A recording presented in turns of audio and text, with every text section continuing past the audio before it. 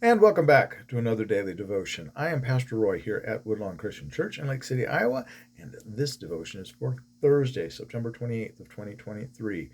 We are in the book of Titus. We started Titus yesterday. Today we're going to look at verses 5 to 9 in the first chapter.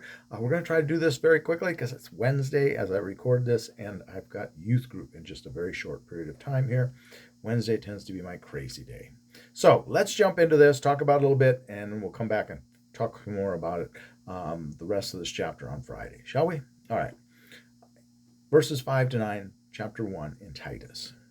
This is why I left you in Crete, that you might amend what was defective, and appoint elders in every town, as I directed you. If any man is blameless, the husband of one wife, and his children are believers, and not open to the charge of being profligate or insubordinate. For a bishop, as God's steward, must be blameless. He must not be arrogant or quick-tempered or a drunkard or violent or greedy for gain, but hospitable, a lover of goodness, master of himself, upright, holy, and self-controlled. He must hold firm to the sure word as taught, so that he may be able to give instruction in sound doctrine, also to confute those who contradict it. Okay.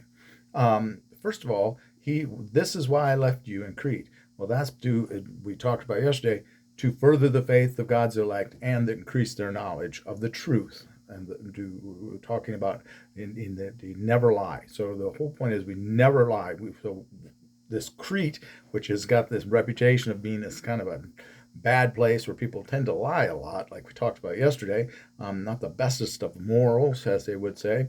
We need to find the best of the best, as they say. We need to find these people that are blameless. Now, we could argue about this. Of course, here, is he talking about two roles, or is he expanding when he says to appoint elders? And then it says for bishop, and that's under in verse 5. Then in verse 7, it says for a bishop. I think it's the same person. The word bishop simply means overseer or supervisor. The elder is like the people in the Sanhedrin. So I think it's just an expansion of what the role of elder is what I think. You may disagree. Doesn't really ultimately, I think, matter, because we want to find these people that have these talents to be our leaders. These people that are not necessarily blameless, because without any spot, because that would be nobody. We can't find anyone without sin. That we would have no one for these roles. But we need to find the best that we can find, is the point that we're trying to make here. He is to be blameless. Again, he is not supposed to have people charging him with crimes and things like that, malpractice and disobedience.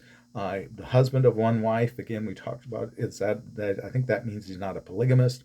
I don't see that as meaning someone that's not divorced, though that's one of the ways it's interpreted. I think it's more about, is he devoted to the wife that he has, and not having multiple wives and not playing the field, as they say. His children are believers. That's a difficult one. Not open to being profligate, and I'm mispronouncing that word, I'm quite certain.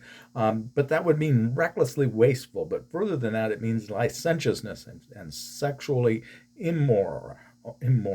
To be indulgent in sexual pleasures. To basically, they are misbehaving.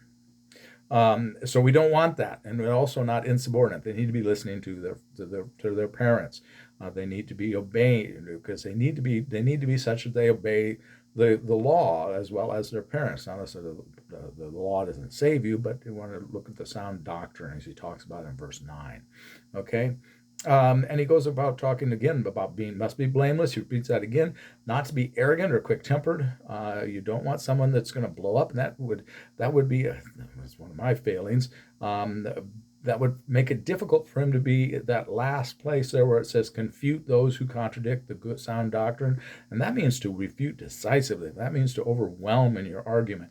It would be difficult if you're quick-tempered or violent to make a resounding victory, other than by the volume of your argument, and that's not the goal. The goal is to win the argument by the word itself, by sounding or reciting sound doctrine. Okay, all right. And I apologize for my difficulty being articulate today.